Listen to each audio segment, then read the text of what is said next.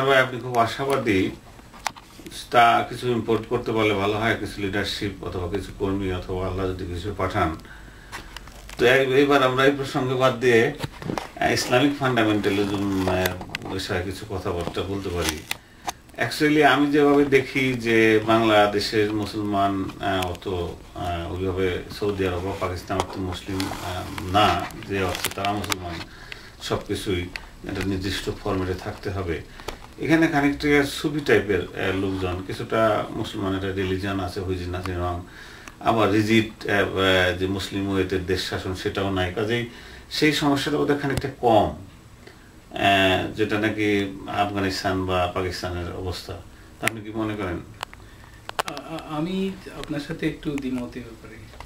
আপনার আফগানিস্তান কিন্তু একসময় একটা সুফি কান্ট্রি ছিল, এবং সেখানে আপনার তালিবানরা গভর্নমেন্ট ফর্ম করেছে। এটার কারণ হচ্ছে অনেকগুলো ফ্যাক্টর। সোভিয়েত রাশিয়া অ্যাটাক করেছে,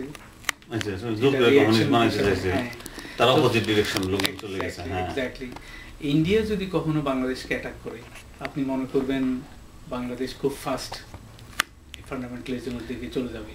সেই জন্য এরকম একটা ফোর্স, আউটসাইড ফোর্স কাজ করতে পারে, কারণ ওরা একটা এক্সকিউজ খুঁজতে পারে। আপনি তখন আপনি হঠাৎ করে দেখবেন একদম ভারতের বাংলাদেশে আক্রমণ করার দরকার কি আমার সেন্সে আসে না। এটা একটু অতিরিক্ত আক্রমণ। তো এখন ধরেন বিগ ব্রাদার, তো বিগ ব্রাদার যখন ও আবার ভারত আজকা ইদানিং কালে আমেরিকার সাথে অনেক বন্ধুত্ব, ওদের নিজেদের বিজনেস থেকে শুরু করে সবকিছু কথা থেকে যায়। আমেরিকার সাথে বন্ধুত্ব ঠিক আছে ভারতের, কারণ ভারতে আমেরিকান কোম্পানিগুলো একটা মেজর ইনভেস্টমেন্ট, কোটি কোটি চাকরি সৃষ্টি হয়েছে ভারতের পক্ষে। আমেরিকান কোম্পানিগুলো এখানে বিলিয়নস অফ ডলার ইনভেস্ট করেছে, তাদের স্বার্থ সম্পর্কিত থাকবে আর কি। এখন বাংলাদেশের গোটা মার্কেটটাই ডাইরেক্টলি ইনডাইরেক্টলি ইন্ডিয়া কন্ট্রোল করে, অর্থনৈতিকভাবে চাউল থেকে শুরু করে সবকিছু কন্ট্রোল করে। আলু আসে, রসুন আসে, হোয়াটএভার উই নিড, যদি ডাইরেক্টলি না আসে স্মাগলিং করে আসে, তো এখানে ওদের দখল করে ঝামেলা বাঁধানোর দরকার, ওদের মার্কেটটা পাচ্ছি। হ্যাঁ, সেই জন্যই করছে না এটা, ওরা প্রায় মোর প্র্যাকটিক্যাল। কিন্তু আপনার আপনি ইদানিংকালে রাশিয়াকে দেখছেন, আপনার কি একটা দেশ, ছোট দেশ কাছে, সেটাকে অ্যাটাক করলো, জর্জিয়াকে অ্যাটাক করে দেখালো যে সে একটা মানে আবার পাওয়ারটা আগের মতো এক্সার্ট করছে। ওরকম যে ইন্ডিয়া একসময় করবে না আপনি বলতে পারেন না। যদি করে থাকে এটা বাংলাদেশের জন্য খুবই খারাপ হবে, just to show that we are the big brother, we can do something to you করে আবার মনে করেন এরকম সম্ভাবনা থাকতে পারে। আচ্ছা, আমরা আসল কথাটা ইসলামিক ফান্ডামেন্টালিজম গ্রো হওয়ার বিভিন্ন স্কোপ আছে, সেই হিসাবে একটা কথা বললাম। আর একটা হচ্ছে, আমি একবার এই বাংলাদেশে গেলাম, একটা গাড়িতে আমার ড্রাইভার করতেছিল, গাড়ি চালাচ্ছিল, একটা এই টেপ ছেড়ে দিয়েছে।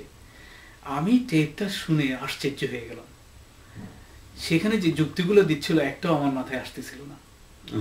এবং এরা ড্রাইভারকে জিজ্ঞেস করলাম এটা কারা বানিয়েছে, বলতে এটা মাদ্রাসা থেকে এসছে। তখন আমি চিন্তা করলাম যে এই টেপটা যদি একটা অশিক্ষিত লোক, সাধারণ লোক যদি এটা শুনে, সে রাইট ওয়ে কনভিন্সড হয়ে যাবে। কিন্তু আমার লেখাপড়া, আমার শিক্ষার থেকে আমি এটাকে প্রত্যেকটা স্টেপকে আমি কন্ট্রাডিক্ট করতেছিল আমার সাথে। তো এখন কথা হচ্ছে ফান্ডামেন্টালিজম সব সোসাইটিতে থাকবেই, আপনি এটাকে ইরেডিকেট করতে পারবেন না। কিন্তু যেহেতু আমরা মোর অ্যাডভান্স হচ্ছি, আপনি যদি এক জায়গাতে থাকতে চান ফাইন, কিন্তু আপনি যদি টেকনোলজিতে এবং আইডিয়ার দিক দিয়ে যদি আপনি, এখন গ্লোবালাইজেশনের পিরিয়ড, আপনি বাংলাদেশ যদি এমনি দুর্বল রাষ্ট্র, এমনি অনেক পপুলেশনের প্রেশার, সেখানে যদি আপনি স্ট্যাগনেন্ট সোসাইটি ক্রিয়েট করতে চান, ঠিক আছে। কিন্তু আপনি যদি অ্যাডভান্স হন, এইসব প্রিমিটিভ থিঙ্কিং এই ফান্ডামেন্টালিস্টদের, ইসলামেও তো অ্যাডভান্স থিঙ্কিং আছে, কিন্তু এরা যে তালিবান স্টাইলের যে থিঙ্কিং, এটাকে যদি আপনি এনকারেজ করেন কোনোভাবেই, অথবা হয়, আমি যেটা ওই যে টেপের থেকে কথা হচ্ছে যে সেটা তো আছে, ফান্ডামেন্টালিজম সৌদি আরবে আছে, পাকিস্তানে আছে, আফগানিস্তানে আছে, এটা খারাপ। তো বাংলাদেশের সম্ভাবনাটা আছে কি না আদৌ? কারণ আমি যেটা দেখেছি, পাকিস্তান সময় থেকে জামাত ইসলাম নামক একটা পার্টি আছে, তারা যখন ইলেকশন কিন্তু একটা দুইটা বেশি সিট পেত না, পাকিস্তানের সময় পেতই না। বাংলাদেশ হওয়ার পরে দুই একটা পেত, বিএনপি তাদের সাথে অ্যালায়েন্স করে 10-12টা সিটের একটা ব্যবস্থা করে দিয়েছে। তো এখানে একটা 5টা সিটের থেকে 300 সিটে যাবেন, তাহলে বা 250-তে যাবেন, তাহলে ক্ষমতা দখল হবে। সেই অবস্থা কি আছে?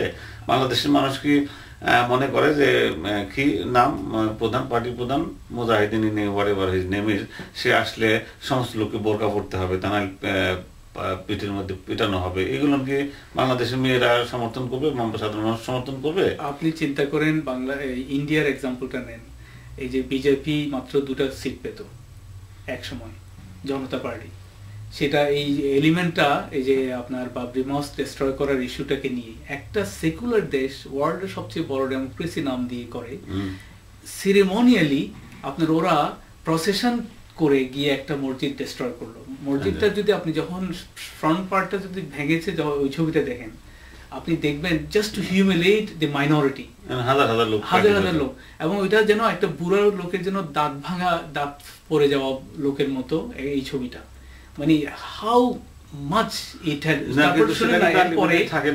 এরপরে সেকুলার গভর্নমেন্ট আসছে, এখন পরে সেকুলার গভর্নমেন্ট আসলো, এই যে এরা যে পপুলার হয়ে এই ইস্যুটার উপর ভিত্তি করে ওরা পপুলার হয়ে 2টা সিট থেকে ওরা গভর্নমেন্ট ফর্ম করেছে।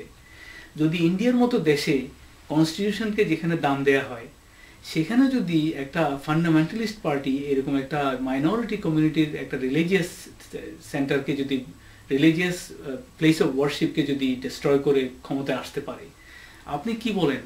বাংলাদেশে এটা ইজিলি পসিবল। শুধু এই যে যেমন ঢাকার এয়ারপোর্টের সামনে যে ওরা লাল রঙের এটা রিমুভ করাতে বাধ্য করেছে, আপনি এরকম ওরা যদি এটাকে একটা ইস্যু করতে পারতো, আপনি দেখবেন যে এখানে কত লোক এটাতে হয়ে যাবে, একসাথে হয়ে ফান্ডামেন্টালিজমকে জয় দিয়ে রাস্তাতে নেমে। তাহলে কি মনে করেন যে ইচ্ছা করে যদি ওরা কোরআন শরীফ বা এই জাতীয় পবিত্র ধর্মীয় গ্রন্থের উপর একটা আঘাত হলো, এই জাতীয় স্লোগান দিলে ক্ষমতা চলে আসবে তারা? অফকোর্স, আপনি জানেন এই যে তসলিমা নাসরিন ইসলামকে কতটুকু পপুলার করেছে বাংলাদেশে। তসলিমা নাসরিনের মাধ্যমেই ওরা বলছে ইসলামের উপর অ্যাটাক চলে এসছে। তসলিমা নাসরিন যদি এটা বুঝতো যে এইরকম না করে বরং ইন্টেলেকচুয়ালি কিভাবে চেঞ্জ করা যায়, সে তো ফান্ডামেন্টালিস্টদেরকে ইউনাইটেড করে দিয়েছে। যেমন পরে দেখা গেছে সে নিজেরই ক্যারেক্টার। আপনি আশা করছেন যে কোনো সময় বাংলাদেশে ফান্ডামেন্টালিজম চলে আসতে পারে?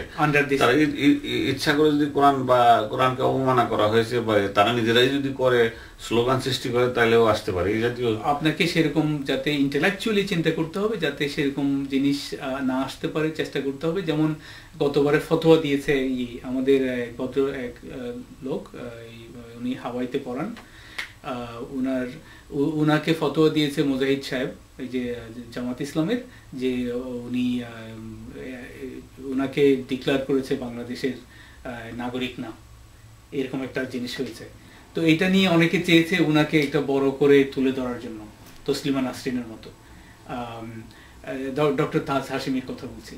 তো আমি ডক্টর তাজ হাশিমিকে লিখেছি এবং পত্রপত্রিকায় যে আপনি এটার কোনো সিরিয়াসলি নিয়েন না, এরকম আপনাকে যদি পার্সন দি নন গ্রান্টটা যদি ও ডিক্লেয়ার করে, এরকম অনেককেই করছে, আপনি বরং এটা করে বাংলাদেশের জন্য ক্ষতি করবেন। কারণ এটা করে আপনি ফান্ডামেন্টালিস্টদেরকে ইউনাইটেড করবেন এবং কিছু লোক ওদের কথা শুনবে। সেই জন্য এই ধরনের জায়গাতে এই যে এরা হচ্ছে কিছু লোক যারা এনার্কি ক্রিয়েট করতে পারে। এরা মানে আপনি কি মনে করছেন তাহলে জামাত ইসলাম বা এই জাতীয় ধর্মীয় পার্টিগুলো এনার্কি সৃষ্টি করার জন্য একটা প্রচেষ্টা লিপ্ত, বা তারা দেশটাকে সাম কাইন্ড অফ এই করে ঝামেলা করে নিতে চাইবে আর কি? ওরা আপনার যেমন এই যে আমাদের দেশের পলিটিক্যাল পার্টিগুলা ফেসিস্ট টেন্ডেন্সির মাধ্যমে রাস্তাতে ছাত্রদেরকে পাঠিয়ে দিয়ে ইউনিভার্সিটি কলেজ বন্ধ করে দিচ্ছে, এটা ফেসিজম। বঙ্গবন্ধু শেখ মুজিবের নামে, জিয়াউর রহমানের নামে। ঠিক একইভাবে এই রিলিজিয়াস পার্টিগুলো একটা ইস্যু খোঁজার চেষ্টা করে, যাতে করে দেশে একটা স্ট্রাইক, একটা অন্য কিছু করতে পারে এবং গভর্নমেন্টকে প্রেসার দিলে এটাতে ওদের পপুলারিটি। সেরকম তো হতেই পারে, কিন্তু সেই সম্ভাবনা আপনি দেখেন কিছু? আমি মনে করি সেরকম যদি সার্কামস্ট্যান্স আসে তাহলে সম্ভাবনাও চলে আসতে পারে।